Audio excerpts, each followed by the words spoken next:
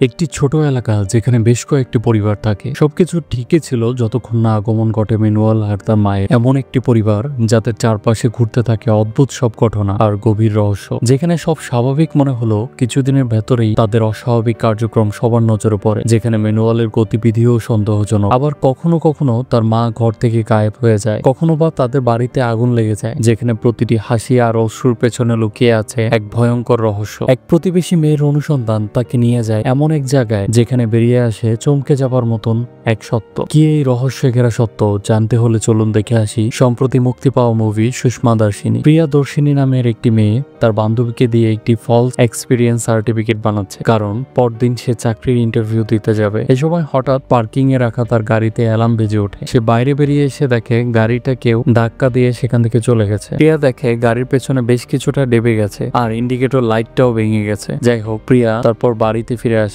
তার স্বামী অ্যান্টনি এবং তাদের একটি বাচ্চা রয়েছে। প্রিয়ার স্বামী ইন্স্যুরেন্স কোম্পানিতে চাকরি করে আর মেয়ে স্কুলে পড়ে। তো সকালে স্বামী অফিসে এবং মেয়ে স্কুলে বেরিয়ে গেলে প্রিয়াও রেডি হয়ে ইন্টারভিউ দেওয়ার জন্য বেরিয়ে যায়। সেখানে গিয়ে আবার সে তার এক প্রতিবেশী স্টেফির সাথে দেখা হয়ে যায়। স্টেফি এখানে ইন্টারভিউ দিতে এসেছিল। স্টেফি প্রিয়াকে দেখে বেশ অবাক হয়, কারণ সে এখানে ইন্টারভিউ দিতে আসবে সে এটা কখনো ভাবেনি। তাছাড়া এখানকার রিকোয়ারমেন্ট হলো 3 বছরের এক্সপিরিয়েন্স না থাকলে কেউ এখানে অ্যাপ্লাই করতে পারে না। তো প্রিয়া জানায় সে ফলস এক্সপিরিয়েন্স সার্টিফিকেট ম্যানেজ করেছে আর সেটা নিয়ে অ্যাপ্লাই করেছে। তো যাই হোক, তারপর স্টেফির ইন্টারভিউ ডাক পড়লে সে উঠে চলে যায়। পরবর্তীতে প্রিয়ার ইন্টারভিউ দেওয়া হয়ে গেলে দুজনেই প্রিয়ার গাড়িতে করে বাসায় ফিরে আসে। তারা বাড়ির কাছে এসে দেখে প্রিয়ার পাশের বাড়িতে নতুন প্রতিবেশী এসেছে। তাদের নতুন প্রতিবেশী হলো ম্যানুয়াল আর তার মা গ্রেসি। যদিও এই বাড়িটা তাদেরই আর শহরে ম্যানুয়ালদের একটি বেকারি শপও আছে আর তারা এই শহরেই থাকতো, কিন্তু ম্যানুয়ালের মায়ের শরীর খারাপ করার কারণে তারা আবারও এই বাড়িতে ফিরে আসে। যাই হোক, প্রিয়ার বাড়ির কিচেন থেকে ম্যানুয়ালের বাড়িটা সম্পূর্ণই দেখা যেত। তো রান্নার সময় প্রিয়া জানালা দিয়ে খেয়াল করে ম্যানুয়াল হাতে একটি পাথর নিয়ে দাঁড়িয়ে আছে আর তার সামনেই বিড়াল বসে আছে। ম্যানুয়াল অকারণেই পাথরটা দিয়ে বিড়ালটাকে আঘাত করে। এই ব্যাপারটা প্রিয়ার বেশ অবাক লাগে। পরদিন সকালে ম্যানুয়াল বের হয়ে পাশের এক আঙ্কেল আন্টির সাথে গল্প করে। আন্টি বাড়ির ভেতরে গিয়ে হোয়াটসঅ্যাপ গ্রুপে এই নতুন প্রতিবেশীদের ব্যাপারে আলোচনা সমালোচনা শুরু করে দেয়। এই পাড়ার সব মহিলাদের একটি হোয়াটসঅ্যাপ গ্রুপ কমিউনিটি ছিল, সবাই এখানে বিভিন্ন কথা শেয়ার করত। আন্টিটার কাছে ম্যানুয়ালের সম্পর্কে অনেক ভালো ভালো কথা শুনে স্টেফি তার উপরে বেশ ইমপ্রেস হয়ে যায়। স্টেফির কিছুদিন আগেই ডিভোর্স হয়েছে, তার একটি মেয়েও রয়েছে। মেয়েটি স্কুলে পড়ে, তো সিঙ্গেল মাদার হওয়ার কারণে সেও ম্যানুয়ালকে কিছুটা পছন্দ করতে থাকে। তো যাই হোক, সেদিন মেয়েকে স্কুলে নিয়ে যাওয়ার সময় ম্যানুয়ালের সাথে স্টেফিরও দেখা হয়ে যায়। ম্যানুয়াল স্টেফির ভাবসাব দেখে কিছুটা আন্দাজ করে ফেলে। সেদিন রাতে প্রিয়া এবং অ্যান্থনিও ম্যানুয়ালের বাড়িতে গিয়ে দেখা করে আসে। পরের দিন সকালে প্রতিবেশীরা কাজে বেরিয়ে গেলে ম্যানুয়াল একটি লম্বা লাঠিতে একটি লাল কাপড় বাঁধে। তারপর বাড়ির পেছনের জঙ্গলের ভেতরটাতে লাঠিটা পুঁতে দেয়। এরপরে আশেপাশের বাড়ির ছাদ এবং আঙ্গিনায় গিয়ে দেখে তার পুঁতে রাখা লাঠিটা দেখা যাচ্ছে কিনা। এরই মধ্যে আবার সে খেয়াল করে স্টেফি বাইরে বেরোচ্ছে। তো ম্যানুয়াল সাথে সাথেই গাড়ি নিয়ে স্টেফির কাছে চলে যায় এবং তাকে লিফট দেওয়ার অজুহাতে তার সাথে ভাব জমানোর চেষ্টা করে। এদিকে ম্যানুয়ালের মা গ্রেসি বাইরের আঙ্গিনাতে হাঁটতে বের হলে প্রিয়া তাকে দেখতে পেয়ে কথা বলার চেষ্টা করে, কিন্তু তিনি প্রিয়াকে খেয়াল করেও তার সাথে কোনো কথা বলে না কিংবা কোনো কথারও উত্তর দেয় না। এতে প্রিয়াও বেশ অবাক হয় আর ততক্ষণে ম্যানুয়ালও বাড়িতে ফিরে আসে। পরের দিন সকালে ম্যানুয়াল খেয়াল করে বাড়ির ছাদের উপরে একটি গুইসাপ ঘুরে বেড়াচ্ছে। সেই গুইসাপটা মেরে বাড়িতে নিয়ে যায়। দূর থেকে এই দৃশ্যটা দেখে প্রিয়ার মনে আবারও সন্দেহ বেড়ে যায়। রাতে ম্যানুয়াল গুইসাপের মাংসের কাবাব বানিয়ে পাড়ার সব পুরুষদের ইনভাইট করে আর যেহেতু কেউ কিছু জানে না, তো মাংস খেয়ে সবাই অনেক প্রশংসা করে, কিন্তু কেউই বুঝতে পারে না আসলে কিসের মাংস খাচ্ছে। এদিকে প্রিয়া আরেক প্রতিবেশীর কাছে ম্যানুয়ালের উপরে তার নিজের সন্দেহের কথা প্রকাশ করে, কিন্তু সেই মেয়েটি ব্যাপারটা স্বাভাবিকভাবেই নেয়। পরের দিন ম্যানুয়াল তার এক আঙ্কেলের কাছে যায় আর তার বাড়ির আশেপাশের ছবি দেখিয়ে বলে সে যেখানে লাঠিটা পুঁতেছে তার আশেপাশের বাড়ি থেকে সেই জায়গাটা দেখা যাচ্ছে না, তবে শুধুমাত্র সিসিলি চাচির জায়গাটা থেকে স্পষ্ট দেখা যাচ্ছে। সিসিলি এবং থমাস প্রতি মঙ্গলবার চার্চে যায় আর চার্চে গেলে তারা দুপুর 2টার আগে ফেরে না, তাই তাদের ওই দিনই কাজটা করতে হবে। যদিও তারা কিসের প্ল্যান করছিল সে ব্যাপারে তখনও গোপন থাকে। এদিকে অ্যান্টনি অফিসে গিয়ে জানতে পারে তাকে কোচবিহারে ট্রান্সফার করা হচ্ছে। ট্রান্সফারের কথা শুনে তার মনটা খারাপ হয়ে যায়। এদিকে প্রিয়ার কাছেও একটি ফোন আসে এবং তাকে জানানো হয় সে প্রাথমিক ইন্টারভিউতে টিকে গেছে, খুব শীঘ্রই তাকে ম্যানেজার পর্যায়ের ইন্টারভিউর জন্য ডাকা হবে। ফোনটা পেয়ে প্রিয়া আনন্দে আত্মহারা হয়ে যায় এবং হোয়াটসঅ্যাপ গ্রুপেও সবাইকে নিউজটা জানিয়ে দেয়। কিছুদিন পরে প্রিয়া এবং অ্যান্টনির নবম অ্যানিভার্সারি ছিল, তাই অ্যানিভার্সারি ইন্টারভিউতে পাস এবং অ্যান্টনির প্রমোশন উপলক্ষে অ্যানিভার্সারির দিনে প্রিয়া বাড়িতে একটি পার্টি ডাকে আর পাড়ার সবাইকে সেদিন ইনভাইট করে। ম্যানুয়াল স্টেফির কাছ থেকে প্রিয়ার অ্যানিভার্সারি ডেটের ব্যাপারে জানতে পারে। তারপর সে আঙ্কেলকে ফোন দিয়ে রেডি হতে বলে। পরবর্তী কিছুদিন প্রিয়া আর অ্যান্টনির অনুষ্ঠানের প্রিপারেশন হচ্ছিল আর ম্যানুয়াল তার তার আঙ্কেল এবং ডাক্তার জনকে নিয়ে নিজেদের কোনো উদ্দেশ্য সাধনের প্ল্যানের দিকে এগিয়ে যাচ্ছিল। তো কিছুদিন পরে প্রিয়া এবং অ্যান্টনির অ্যানিভার্সারি ডেট এসে যায়। সবাই প্রিয়াদের বাড়িতে গিয়ে উপস্থিত হয়। তখন ম্যানুয়াল তার বাড়িতে কিছু ড্রেস ওলট পালট করে, এরপরই টেবিলে কাপড় রেখে সেটার উপর আয়রন মেশিনটা রেখে দেয় আর প্লাগটাও বৈদ্যুতিক লাইনের সাথে অ্যাটাচ করে দেয়। আর এটা করে গিফট নিয়ে সে প্রিয়ার বাড়িতে চলে যায়। সেখানে গিয়ে সে বেশ স্বাভাবিক আচরণই করে। একটু পরেই দেখা যায় ম্যানুয়ালের বাড়িতে আগুন ধরে গেছে। আসলে আগুন ধরার ব্যবস্থাটা ম্যানুয়াল নিজেই করে এসেছে। তখন পুলিশকে ফোন দিলে পুলিশও দ্রুত চলে আসে। পুলিশ আয়রন মেশিনটা দেখে ধারণা করে হয়তো এখান থেকে আগুনটা ধরেছিল। আগুনে বাড়ির তেমন কিছু ক্ষয়ক্ষতি হয় না, কিন্তু বাড়িতে ম্যানুয়ালের মা গ্রেসিকে আর খুঁজে পাওয়া যাচ্ছে না। এর থেকে পুলিশ ধারণা করে গ্রেসি হয়তো কোথাও বের হচ্ছিল,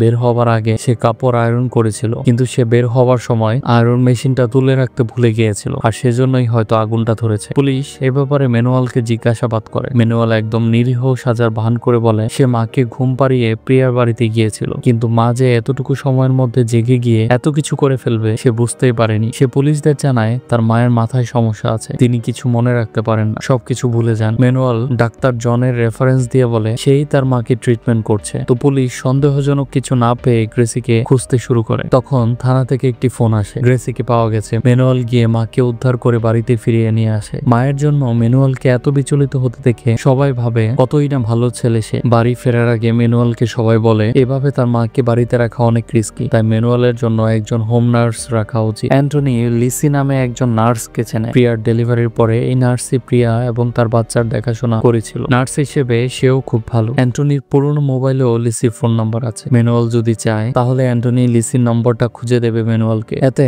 ম্যানুয়ালও সম্মতি দিয়ে দেয়। বাড়ি যেয়ে অ্যান্টনি প্রিয়াকে বলছিল কিভাবে ম্যানুয়ালের মাকে খুঁজে পাওয়া গেছে। গ্রেসি আগে রেলে চাকরি করত আর প্রতি ফ্রাইডেতে এসে বাড়ি ফিরে যেত। গ্রেসির হঠাৎ সেই স্মৃতিগুলো হয়তো মনে পড়ে যায়। তার মনে হয় এখন তাকে বাড়ি ফিরে যেতে হবে, তাই সে রেল স্টেশনে হয়তো ট্রেন ধরার জন্য বসেছিল। সেখান থেকেই হয়তো পুলিশ তাকে খুঁজে পেয়েছে। কিন্তু প্রিয়ার এই ব্যাপারটাতেও সন্দেহ ছিল। তার মনে হচ্ছিল না গ্রেসির মাথায় কোনো সমস্যা আছে। তার যদি মাথায় সমস্যাই থাকতো তাহলে সে পথ চিনে স্টেশনে কিভাবে পৌঁছালো। অ্যান্টনি প্রিয়ার কথায় তেমন গুরুত্ব না দিয়ে সে ঘুমাতে চলে যায়। তবে প্রিয়া থেমে থাকে না। সে গ্রেসির অসুখের ব্যাপারে গুগলে সার্চ দিয়ে বিস্তারিত জেনে নেয়। পরের দিন থেকে প্রিয়া ভালো করে গ্রেসিকে পর্যবেক্ষণ করতে থাকে। প্রতিটা খুঁটিনাটি ব্যাপারগুলো সে ফলো করে। এদিকে ম্যানুয়াল স্টেফিকে বলে তার মাকে একা রাখতে চায় না, কিন্তু তার গুরুত্বপূর্ণ একটি মিটিং ফিক্সড হয়ে গেছে, তাই সে তার মাকে নিয়ে অনেক চিন্তিত। এই কথা শুনে স্টেফি বলে যতক্ষণ ম্যানুয়াল মিটিং শেষ করে ফিরে না আসে ততক্ষণ স্টেফি ম্যানুয়ালের মায়ের খেয়াল রাখবে। এই কথা শুনে ম্যানুয়াল নিশ্চিন্ত হয়। এরপর ম্যানুয়াল তার আঙ্কেল এবং ডাক্তার জনের সাথে দেখা করে। তারা নতুন কোনো একটি প্ল্যানের ব্যাপারে আলোচনা করছিল। ডাক্তার জন ম্যানুয়ালকে 2 ধরনের ওষুধ দেয়। এর মধ্যে এমন একটি ট্যাবলেট ছিল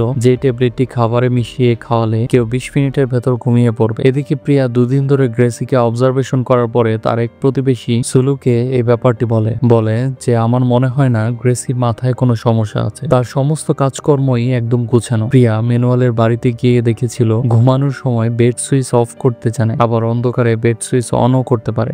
এছাড়া গত 2 দিন ধরে সে খেয়াল করেছে গ্রেসি যতবারই বাইরে আসে সে তার স্যান্ডেল খুলে তবেই সে বাড়িতে ঢুকে, একবারও ভুল করে স্যান্ডেল খুলতে ভুলে না। সে এটাও জানে পানির ট্যাঙ্ক ফুল হয়ে গেলে মোটরের সুইচ অফ করতে হয়। এছাড়া গতদিন সে দেখেছে ম্যানুয়াল যখন বাড়িতে ছিল না তার বারান্দার কাপড় মেলে দেওয়া ছিল। তো সন্ধ্যা হয়ে গেলে প্রিয়া খেয়াল করে বারান্দায় কাপড়গুলোও নেই, অর্থাৎ গ্রেসি এটাও জানে কাপড় শুকিয়ে গেলে সেগুলো তুলে রাখতে হয়। প্রিয়ার কাছ থেকে সব কথা শুনে সোলো এবার কিছুটা বিশ্বাস করতে শুরু করে। এবার সোলোরও কিছুটা সন্দেহ হয়। যাই হোক, ম্যানুয়াল মিটিং এ যাওয়ার জন্য রেডি হচ্ছিল, তাই স্টেফি এসে গ্রেসির খেয়াল রাখছিল। বের হওয়ার আগে ম্যানুয়াল কিচেনে গিয়ে জুস বানায় আর জুসের মধ্যে অজ্ঞান করার ট্যাবলেট মিশিয়ে দেয়। এরপরে বের হওয়ার সময় ম্যানুয়াল স্টেফিকে বলে যেন ঠিক 11টার সময় মাকে এই জুসটা খাইয়ে দেয়, আর স্টেফি চাইলে নিজেও জুস খেতে পারে। এক্সট্রা জুসও বানিয়ে রেখেছিল। সেই সাথে ম্যানুয়াল স্টেফিকে সতর্ক করে দিয়ে বলে কেউ যেন মায়ের সাথে দেখা করতে না আসে, অন্য কাউকে দেখলে তার মা হয়তো কনফিউজড হয়ে যাবে। তো কথা শেষ করে ম্যানুয়াল বের হয়ে যায় এবং তার আঙ্কেলকে মেসেজ দিয়ে রাখে। এদিকে প্রিয়াও নিজের বাড়িতে থেকে ম্যানুয়ালের উপর নজর রাখছিল। সে দেখতে পায় স্টেফিকে মায়ের কাছে রেখে ম্যানুয়াল বেরিয়ে যাচ্ছে। সেও একটি সুযোগ খুঁজছিল যে কোন অজুহাতে ম্যানুয়ালের বাড়িতে ঢোকা যায়। এদিকে ঘড়ির কাঁটায় 11টা বেজে যাওয়ায় গ্রেসিকে জুস খাওয়ানোর চেষ্টা করে, কিন্তু গ্রেসি কিছুতেই জুস খেতে চায় না। তখন স্টেফি ফোনে ম্যানুয়ালকে বিষয়টা জানালে ম্যানুয়াল বলে তুমি মায়ের সামনে নিজে 1 গ্লাস জুস খাও, তুমি জুস খেলে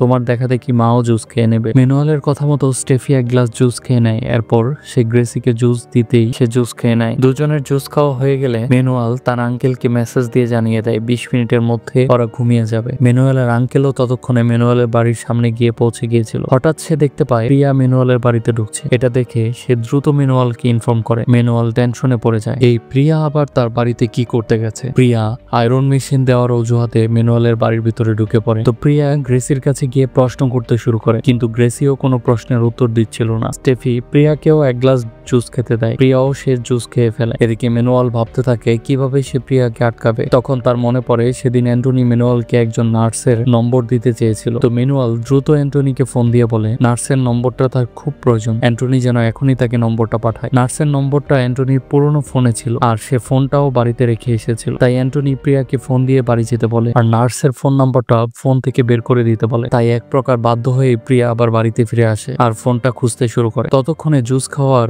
প্রায় 20 মিনিট কেটে যাওয়ায় স্টেফি গ্রেসি দুজনেই ঘুমিয়ে পড়ে। তখন ম্যানুয়ালের আঙ্কেল বাড়িতে ঢুকে গ্রেসিকে নিজের গাড়িতে তুলে নিয়ে আসে। এরপর ম্যানুয়াল আবারও পুলিশের কাছে গিয়ে মায়ের মিসিং রিপোর্ট করে। সবাই ধরে নেয় ম্যানুয়ালের মা আবারও একা একা মনের ভুলে কোথাও চলে গেছে। এর মধ্যেই আবার জানা যায় রেল লাইনের পাশে গ্রেসির বয়সে একজন মহিলার লাশ পাওয়া গেছে। কথাটা শুনে ম্যানুয়ালের বোন ডায়না নিউজিল্যান্ড থেকে বাড়ি ফিরে আসে। যদিও এরপরে পুলিশ কনফার্ম করে রেল লাইনের পাশে যার লাশ পাওয়া গেছে সে অন্য কেউ। তবে পুলিশও এটা বুঝতে পারছিল না গ্রেসি এবার কোথায় গেছে, কারণ তারা সিসি ক্যামেরার ফুটেজ চেক করেও গ্রেসির কোথাও কোনো ট্রেস পায়নি। এদিকে প্রিয়ারও কেমন একটা অদ্ভুত লাগছিল, সে সন্দেহ করছিল ম্যানুয়ালি তার মায়ের সাথে কিছু একটা করেছে। এই সময় হঠাৎ তার মনে পড়ে গতদিন ম্যানুয়াল অ্যান্টনির কাছে নার্সের নাম্বারটা চেয়েছিল। তো প্রিয়া এবার নার্সকে ফোন দিয়ে জিজ্ঞাসা করে গতকাল ম্যানুয়াল নামের কেউ তাকে ফোন দিয়েছিল কিনা। নার্স তাকে জানায় এই নামের কেউ তাকে ফোন দেয়নি। এতে প্রিয়াও বুঝে যায় গতকাল ম্যানুয়াল প্রিয়াকে বাড়ি থেকে বের করে আনার জন্য অ্যান্টনির কাছে নাম্বারটা চেয়েছিল। কিন্তু এখন প্রশ্ন হলো ম্যানুয়াল কিভাবে জানলো প্রিয়া তার বাড়িতে গিয়েছিল। ম্যানুয়াল নিশ্চয়ই কারো কাছে খবর পেয়েছিল প্রিয়া তার বাড়িতে গেছে। এর মানে ম্যানুয়াল একা এসব কাজ করছে না, বরং তার সাথে আরো কেউ জড়িত আছে। তো যাই হোক, ম্যানুয়ালের বাড়িতে তার মাকে ফিরে পাওয়ার জন্য প্রার্থনা করা হচ্ছিল। এই সময় ডায়নার কাছে ফোন আসলে সে ফোনে কথা বলতে বলতে বাইরে বেরিয়ে যায়। তখন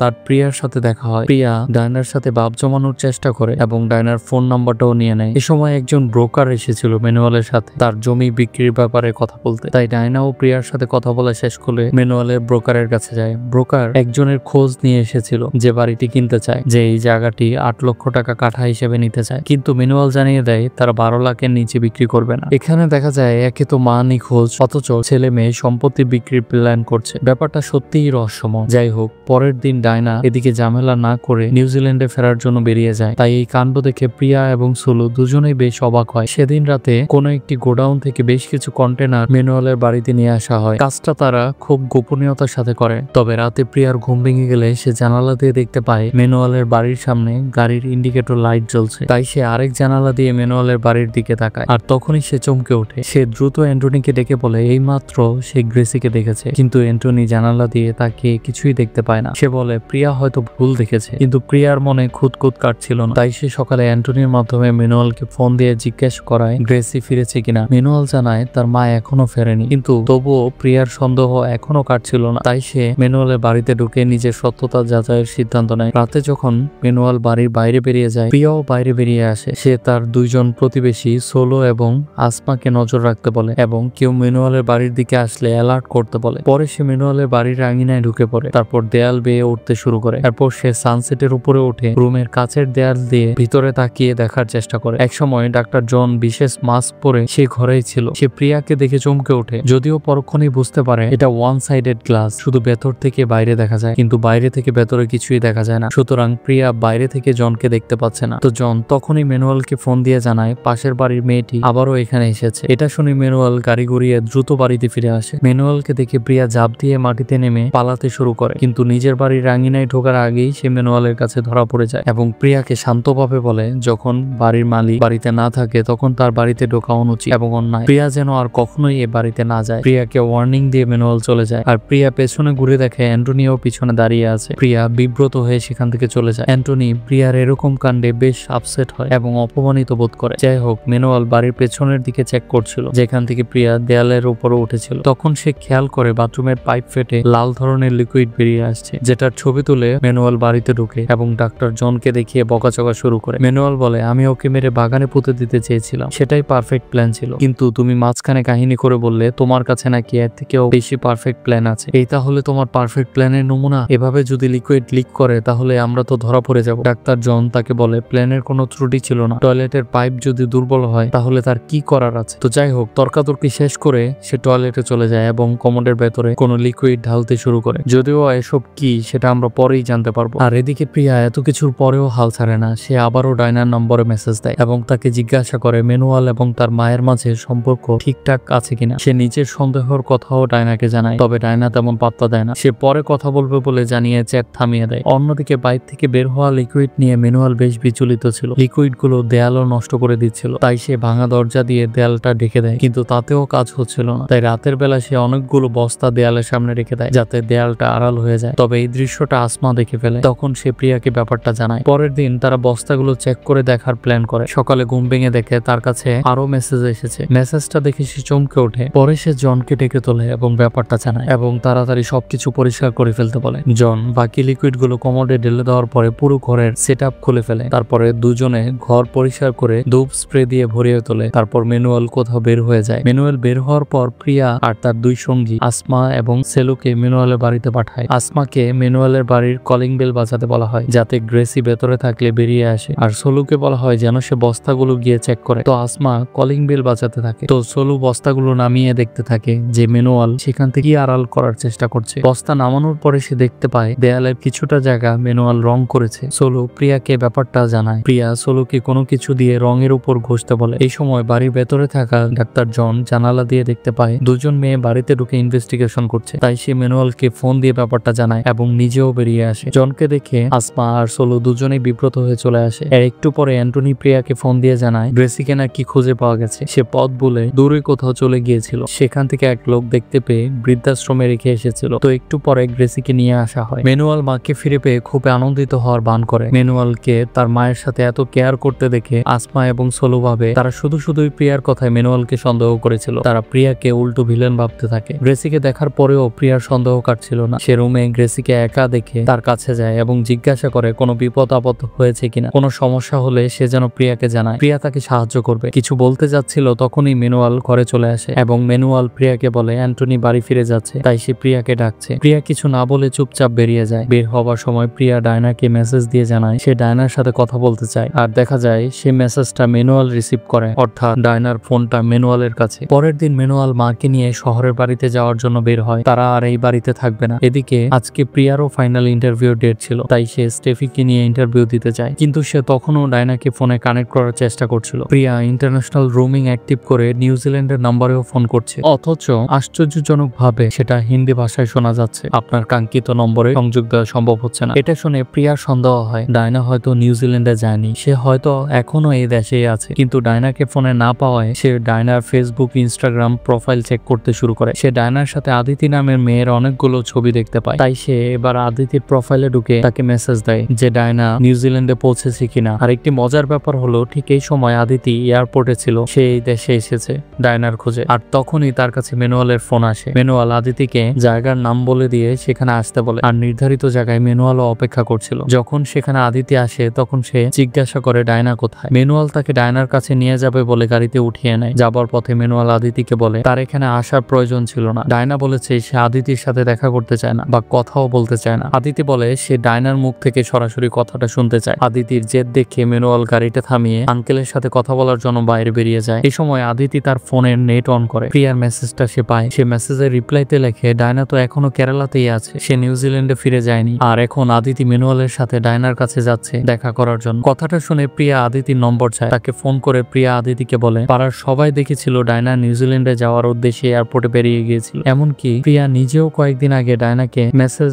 দিলে ডায়না জানিয়েছিল সে নিউজিল্যান্ডে অবস্থান করছে। এটা শুনে আদিতি বলে ডায়নার নিউজিল্যান্ডে ফেরার কথা ছিল ঠিকই, কিন্তু সে এয়ারপোর্টে গিয়েছিল সেটাও ঠিক, কিন্তু সে হঠাৎ ম্যানুয়ালের কাছে জানতে পারে তার মা ফিরে এসেছে। এছাড়া ডায়নার মা তার কাছে একটি ভিডিও পাঠিয়েছিল। ভিডিওতে ডায়নার মা বলেছিল তিনি খুবই অসুস্থ, ডায়না যেন তার কাছে ফিরে আসে। এই ভিডিওটা দেখে ডায়না নিউজিল্যান্ডে যাওয়ার প্ল্যান ক্যান্সেল করে বাড়িতে ফিরে গিয়েছিল। আদিতি ফোন কেটে দিয়ে ভিডিওটা প্রিয়ার কাছেও ফরওয়ার্ড করে। প্রিয়ার আবার এই সময় ইন্টারভিউতে ডাক পড়েছিল, কিন্তু ইন্টারভিউর প্রতি তার কোনো মনোযোগই ছিল না। সেই ভিডিওটা দেখা মাত্র ইন্টারভিউ বাদ দিয়ে সে বেরিয়ে যায়। সে আদিতিকে মেসেজ দিয়ে জানায় তার প্রাণের ঝুঁকি আছে। এদিকে ম্যানুয়াল ততক্ষণে আঙ্কেল এবং তার মায়ের সাথে যোগাযোগ করে তাদেরকে জানায় আদিতি ডায়নার সাথে দেখা করতে চাচ্ছে। তখন গ্রেসি ম্যানুয়ালকে বলে ঠিক আছে, ও যখন ডায়নার সাথে দেখা করতে চাইছে তাহলে ওকে ডায়নার সাথে দেখা করার ব্যবস্থা করে দাও। মায়ের অনুমতি পেয়ে ম্যানুয়াল গাড়িতে ফিরে আসে। আদিতি প্রিয়ার মেসেজ দেখতে না দেখতেই ম্যানুয়াল আদিতিকে স্প্রে দিয়ে অজ্ঞান করে ফেলে। এদিকে প্রিয়া আদিতিকে খুঁজতে ম্যানুয়ালের বেকারি শপে চলে যায়, কারণ একটু আগে আদিতি জানিয়েছিল ম্যানুয়াল তাকে বেকারি শপে ডায়নার সাথে দেখা করতে নিয়ে যাবে। অনেকক্ষণ অপেক্ষার পরেও কেউ না আসায় প্রিয়া বেরিয়ে যাচ্ছিল। তখন সে জানতে পারে ম্যানুয়ালের নতুন একটি আউটলেট চালু করতে যাচ্ছে, যেটার কাজ এখনো চলমান। এটা শুনে প্রিয়া ম্যানুয়ালের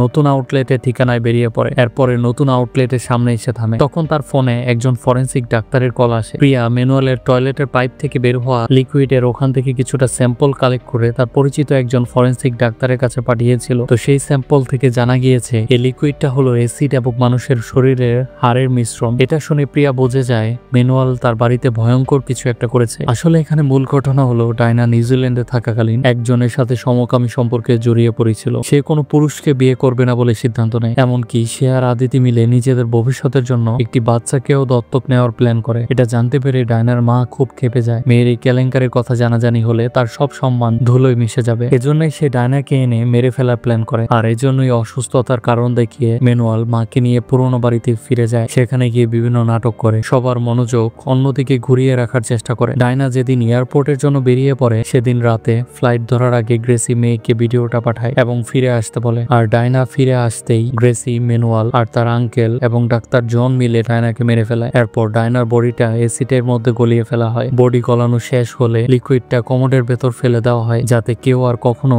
ডায়নার ট্রেস না পায়। এছাড়া ম্যানুয়াল ডায়নার বাকি জিনিসপত্রগুলো আগুনে পুড়িয়ে ফেলে। তবে সমস্যা হয়ে যায় যে রাতে ডায়নাকে হত্যা করা হয়েছিল সেদিন রাতে প্রিয়া ঘুম ভেঙে জানালা দিয়ে গ্রেসিকে দেখতে পায়। আর তারপর থেকে প্রিয়া কন্টিনিউ ম্যানুয়ালের বাড়ির উপর নজরদারি চালিয়ে যাচ্ছিল, আর তাই তাদের কাজও বাধাগ্রস্ত হচ্ছিল। আর তাছাড়া টয়লেটের পাইপটাতেও লিকেজ থাকায় তাদের প্ল্যানে ত্রুটি হয়ে যায়। এর মধ্যে আদিতি আবার ডায়নার ফোনে মেসেজ দিয়ে জানায় সে ইন্ডিয়াতে আসছে। এই মেসেজটা দেখে ম্যানুয়াল আরো ঘাবড়ে যায়। সে জনকে নিয়ে এখানকার কাজ দ্রুত শেষ করে ফেলে এবং বাড়িটা পরিষ্কার করে রাখে। তারপরেও তাদের ভয় ছিল প্রিয়া তাদের ব্যাপারে জেনে যেতে পারে। এজন্য সে গ্রেসিকে ফিরে পাওয়ার বাহানা করে। আর এই জায়গাতে তাদের দেখাশোনার কেউ নেই এই অজুহাত দেখিয়ে তারা বাড়ি ছেড়ে শহরে চলে আসে। কিন্তু তবুও তারা শেষমেশ প্রিয়ার কাছে ধরা পড়ে যায়। তো যাই হোক, আউটলেটে ঢোকার আগে প্রিয়া পুলিশকে ফোন দিয়ে পুরো ব্যাপারটা জানায়। তারপর আস্তে আস্তে ভেতরে ঢুকে সে বাইরে থেকে ফাঁকা দিয়ে ভেতরে একজনকে দেখতে পায় যে আদিতিকে শুয়ে রাখা হয়েছে। আর ডাক্তার জন এবং ম্যানুয়াল তাকে হত্যা করার জন্য প্রস্তুতি নিচ্ছে। অন্যদিকে তাকে বাঁচাতে প্রিয়া একটি পাথর তুলে কাচের দেয়ালে আঘাত করে। আর কাচের দেয়ালে আক্রমণ হতে দেখে ম্যানুয়াল জনকে নির্দেশ করে সে যেন আদিতিকে কোথাও লুকিয়ে ফেলে। এরপরে বাইরে বেরিয়ে এসে ম্যানুয়াল প্রিয়াকে দেখে তাকে তাড়া করতে শুরু করে। প্রিয়াও পালাতে শুরু করে। সে কিছুক্ষণের জন্য হলেও ম্যানুয়ালকে অন্যদিকে ব্যস্ত করে রাখে। প্রিয়া তার গাড়িতে উঠে বসে, কিন্তু ততক্ষণ ম্যানুয়াল একটি কার্ড তুলে সেটা নিয়ে গাড়ির উপরে আঘাত শুরু করে দেয়। তাই নিজেকে বাঁচাতে প্রিয়া এবার গাড়িটি স্টার্ট করে দেয়। গাড়ির উপরে থাকে ম্যানুয়ালকে নিয়ে ঘরের ভেতর ছিটকে ফেলে দেয়। তারপর গাড়ি থেকে নেমে এসে প্রিয়া আদিতিকে খুঁজতে শুরু করে। কিছুক্ষণ খোঁজার পরে সে আদিতিকে একটি ফ্রিজের ভেতর খুঁজে পায় আর তাকে উদ্ধার করে। এদিকে ম্যানুয়ালের ফোনে গ্রেসির একটি ফোন আসে আর ম্যানুয়ালও ফোনটা রিসিভ করতে যাচ্ছিল, কিন্তু প্রিয়া ফোনটা কেড়ে নিয়ে নিজেই রিসিভ করে আর বলে এবার আপনার সব খেলা শেষ। গ্রেসি অবাক হয়ে জিজ্ঞাসা করে কে তুমি? তখন প্রিয়া হেসে বলে এত তাড়াতাড়ি আমাকে ভুলে গেলেন? তবে আজকের পর আপনি আর আমাকে ভুলবেন না। এই কথা বলে প্রিয়া ফোনটা কেটে দেয়। ম্যানুয়াল ততক্ষণে মাথা তুলে দাঁড়ানোর চেষ্টা করছিল, কিন্তু প্রিয়া একটি কার্ড দিয়ে ম্যানুয়ালের মাথায় বাড়ি দিয়ে তাকে অজ্ঞান করে ফেলে। পরদিন সকালে পুলিশ গ্রেসি, ম্যানুয়াল আর ডাক্তার জন এবং আঙ্কেলকে গ্রেফতার করে নিয়ে যায়। আর পুরো এলাকা হতবাক হয়ে যায়, কারণ তারা কেউ চিন্তাই করতে পারেনি তাদের প্রতিবেশীর বাসায় এমন কোনো একটা ঘটনা ঘটতে পারে। আর এখানেই গল্পটা শেষ হয়ে যায়। পরে একটি মজার ব্যাপার দেখানো হয়। গল্পের শুরুতে প্রিয়ার গাড়িতে কোনো একটি গাড়ি ঠুকে দিয়েছিল। আসলে সেদিন ম্যানুয়ালের গাড়ি প্রিয়ার গাড়ির সাথে লেগে গিয়েছিল। সেই গাড়িতে বসেই ম্যানুয়াল এবং বাকিরা ডায়নাকে হত্যার প্ল্যান করছিল। তো প্ল্যান শেষে যখন তারা গাড়ি স্টার্ট করেছিল তখন গাড়িটা সরাতে গিয়েই প্রিয়ার গাড়ির সাথে লেগে গিয়েছিল। আর শেষ পর্যন্ত এই প্রিয়াই তাদের এই কৃতকর্ম সামনে নিয়ে আসে। তো কেমন লাগলো আজকের এই মুভিটি কমেন্টে জানাতে ভুলবেন না। আর এরকম কিছু মুভির এক্সপ্লেনেশন জানতে চ্যানেলটি সাবস্ক্রাইব করে পাশে থাকুন। ধন্যবাদ।